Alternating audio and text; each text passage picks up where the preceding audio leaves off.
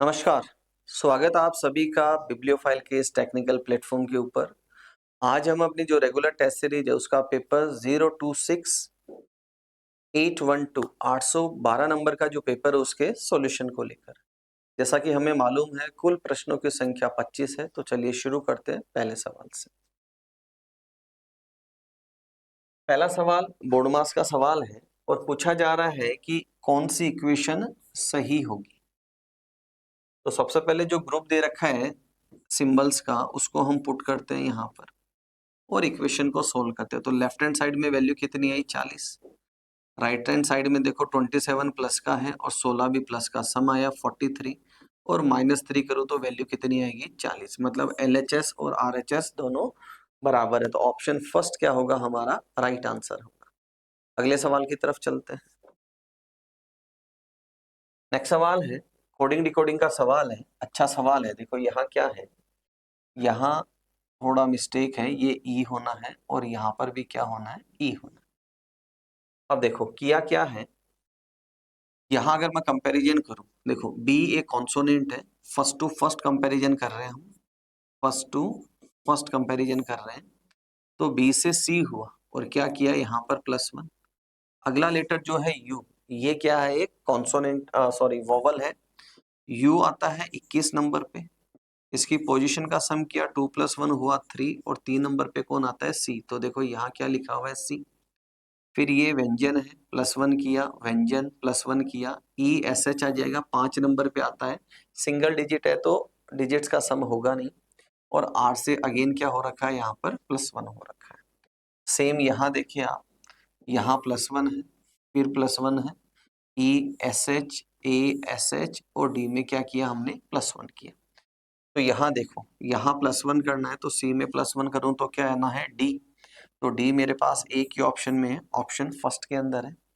ये 15 पे है, 1 + 5 कितना होता है 6, 6 नंबर पे कौन है F, यहाँ +1 है, यहाँ +1 है, ये सिंगल डिजिट है तो E का E आ गया। अच्छा सवाल है। अगले सवाल की तरफ चलते हैं।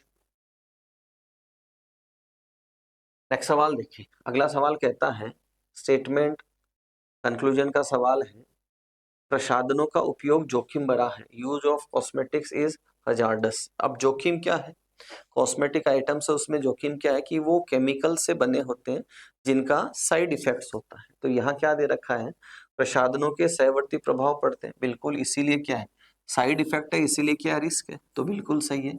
प्रसाधन महंगे नहीं होते, महंगा होना सस्ता होना ये जोखिम नहीं है, तो सेकंड वाला गलत हो जाएगा, तो सिर्फ पहला कंक्लूजन क्या है यहाँ पर सही आंसर होगा। अगले सवाल की तरफ चलते हैं। नेक्स्ट सवाल है एनालॉजी बेस्ड ऑन नंबर्स का सवाल है। देखो ये नंबर जो है ये 256 + 1 है। अब 256 क्या है 16 का स्क्वायर, तो जो गिवन नंबर है उसमें से एक माइनस करेंगे कितना 16, 16 का स्क्वायर कितना है 256 + 1 किया, तो गिवन नंबर जो है इसमें से -1 करेंगे तो नंबर कितना आएगा 20, और 20 का स्क्वायर कितना होता है 400 और +1 करेंगे तो 401। ऑप्शन फर्स्ट हमारा राइट आंसर होगा। अगले सवाल की तरफ चलते हैं।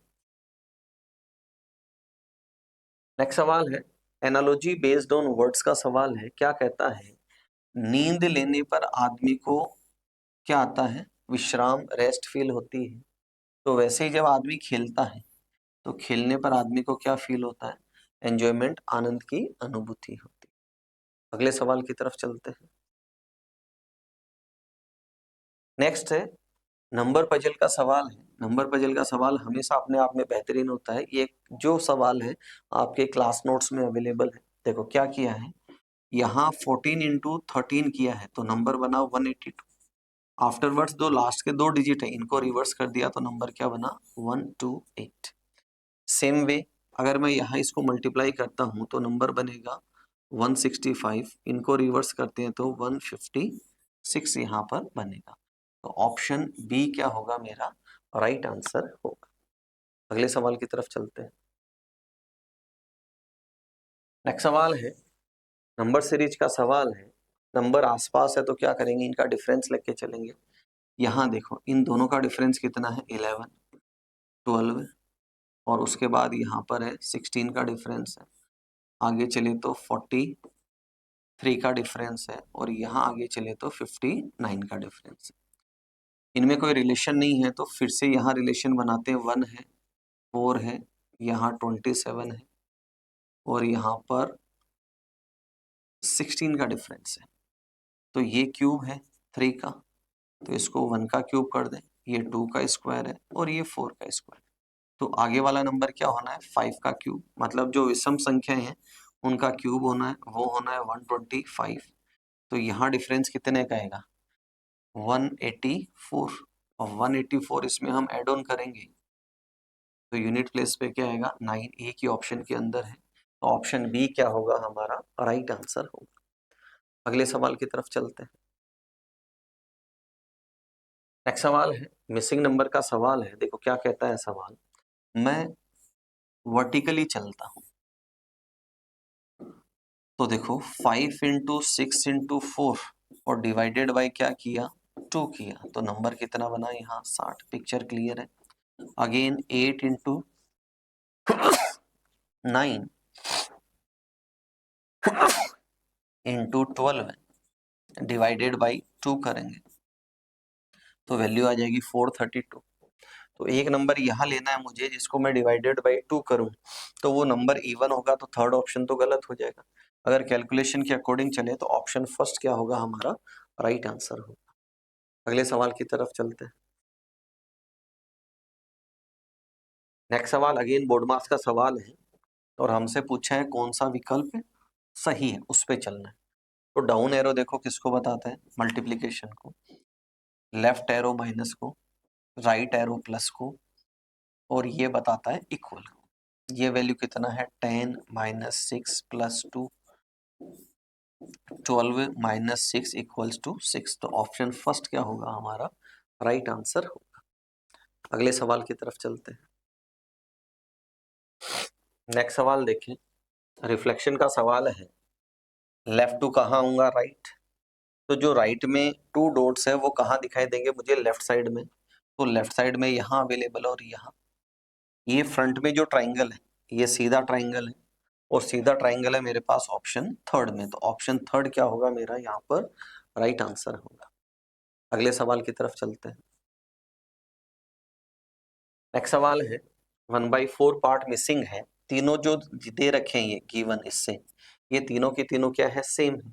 तो ऐसा का ऐसा मुझे हिस्सा चुनना है, तो सेम हिस्सा कौन से ऑप्शन में, ऑप्शन डी के अंदर दे रखा है। अगले प्रश्न की तरफ चलते हैं। नेक्स्ट सवाल है, इसमें मुझे रेक्टेंगल्स गिनने हैं। तो देखो सबसे पहले मैं क्या करता हूँ, इसको 2 हिस्सों में बांटता हूँ।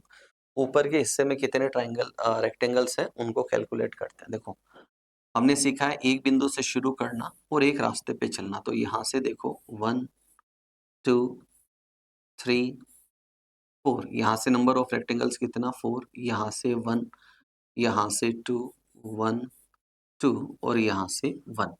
तो एक तरफ कितने हैं 8, और दूसरी तरफ भी कितने 8, 8 और 8 16। अब मुझे क्या करना है, इनको कंबाइंड करना। कंबाइंड करेंगे तो यहाँ से देखो पहला और यहाँ से दूसरा, 2 लेफ्ट में और 2 किधर है राइट में, और एक ये कंप्लीट। तो कितने और एक्स्ट्रा हो गए 5, तो 16 और 5 कितने हो गए 21। तो ऑप्शन थर्ड क्या होगा मेरा यहाँ पर राइट आंसर होगा। अगले सवाल की तरफ चलते हैं। नेक्स्ट सवाल है, अरेंजमेंट का सवाल है। देखो क्या कह रखा है यहाँ पर, 2 4 6 8, 8 लोग हैं, 2 4 6 8 और 9, 9 लोग हैं, और ये एक सर्कुलर टेबल है, उसमें केंद्र की ओर चेहरा करके बैठे। तो 1 2 3 4 5 6 7 8 9, 9 लोग हैं। और फिर दे रखा है आर बी के राइट तीसरा है।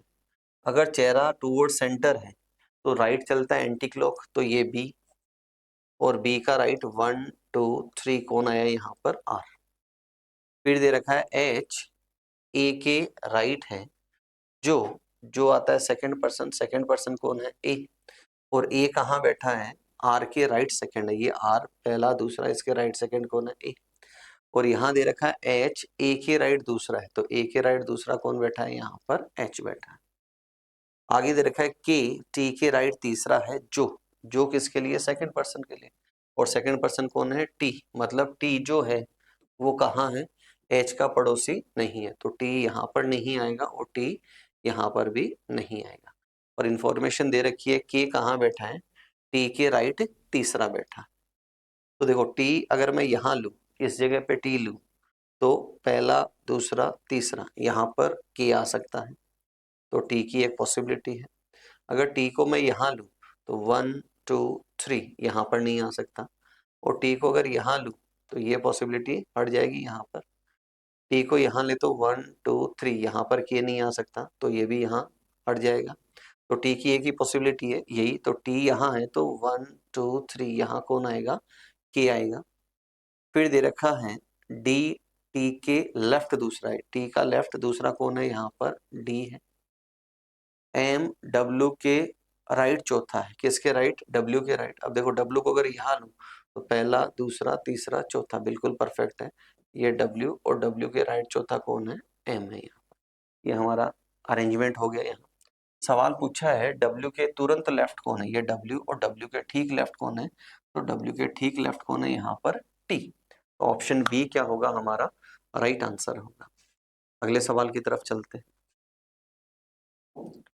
नेक्स्ट सवाल है 4 वर्ड्स हैं, इनमें मुझे एक को एलिमिनेट करना है। तो देखो नाउन, प्रीपोजिशन और एडवर्ब, ये क्या है, पार्ट ऑफ स्पीच है, जिनका सेंटेंस में क्या रोल है, फंक्शनिंग क्या है, उसके बिहाफ पर इसको क्या करते हैं, हम क्लासिफाई करते हैं।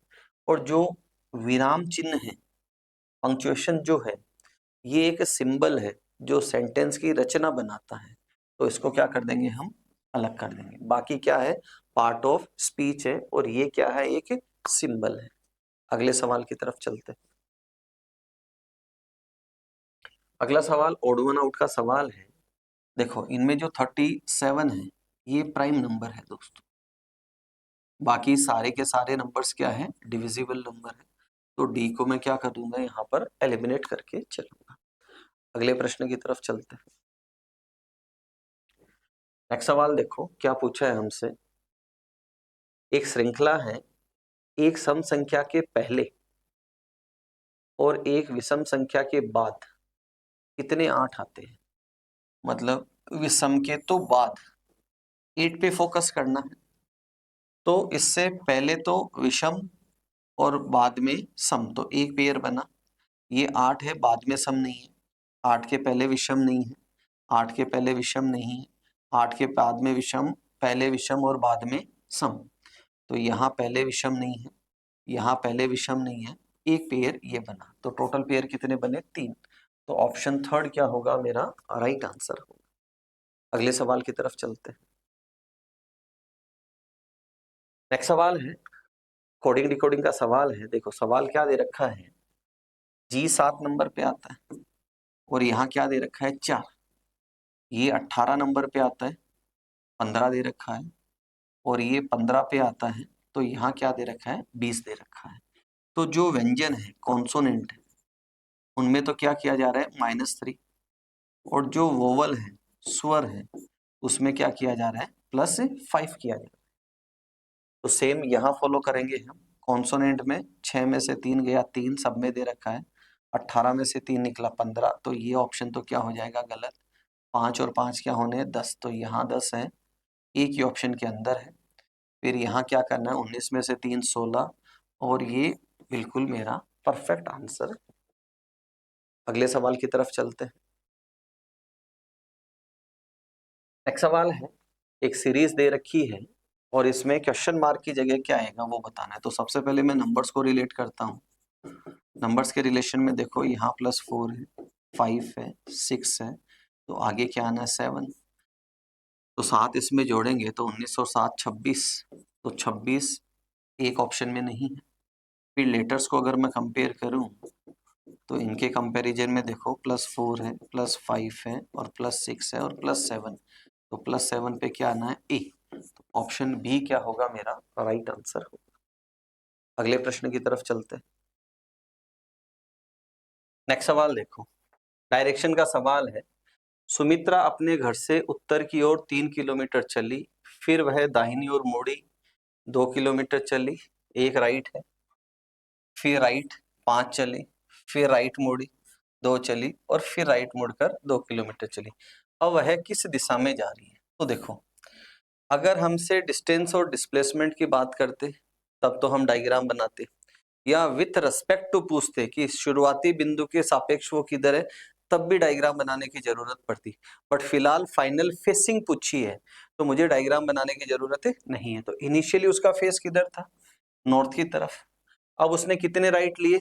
4 राइट। देखो हमने निशान लगा रखे हैं 1 2 3 4, right right right, 4 times right लिए तो वापस इंसान की डायरेक्शन क्या हो जाएगी? वो की वो। देखो ये पहला राइट, ये दूसरा राइट, ये तीसरा राइट और ये चौथा राइट। तो फाइनल फेसिंग भी उसकी किधर होगी?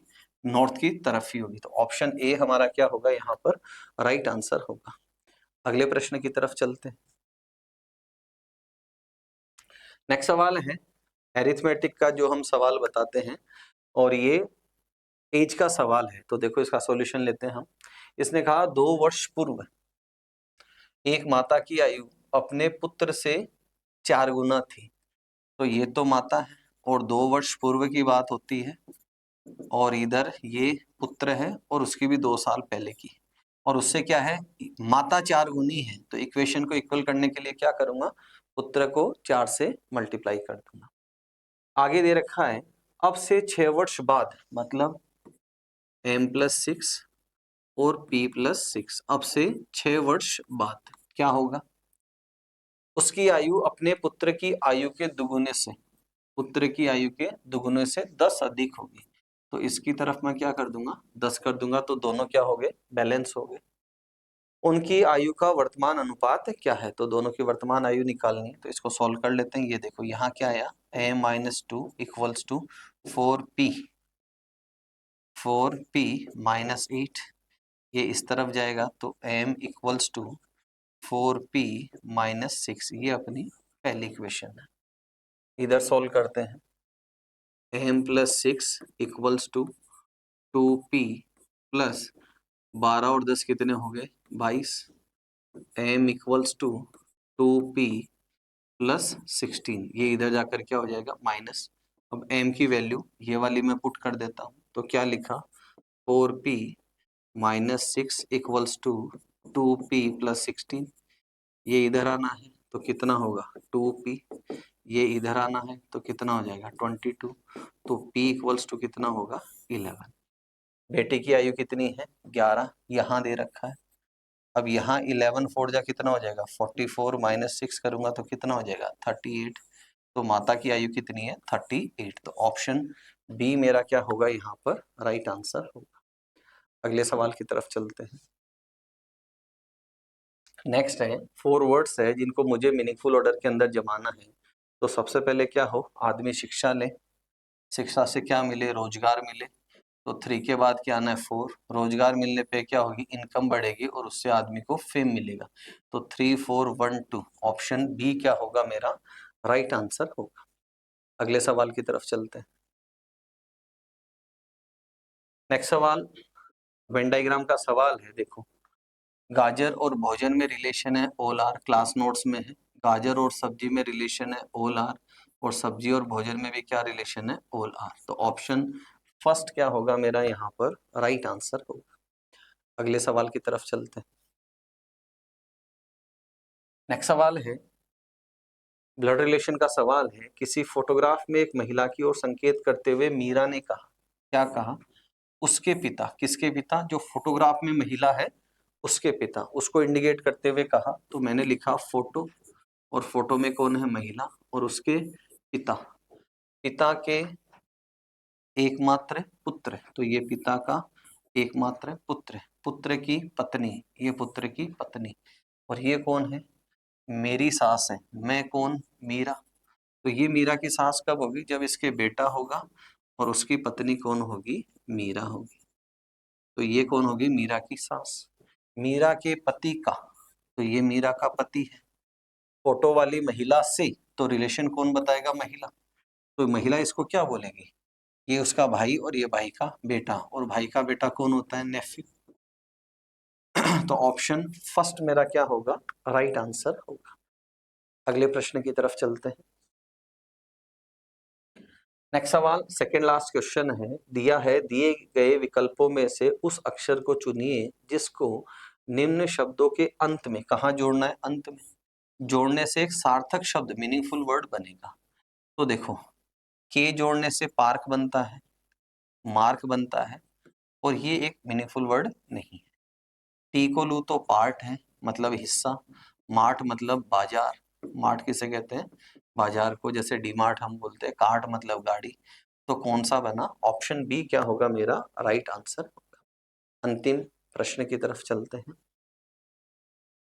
नेक्स्ट सवाल है, कटिंग फोल्डिंग का सवाल है। देखो, फर्स्ट ऑफ ऑल ये जब वापस इधर जाएगा तो ये जो 5 डॉट्स है, इधर भी क्या होंगे? 5 डॉट्स होंगे।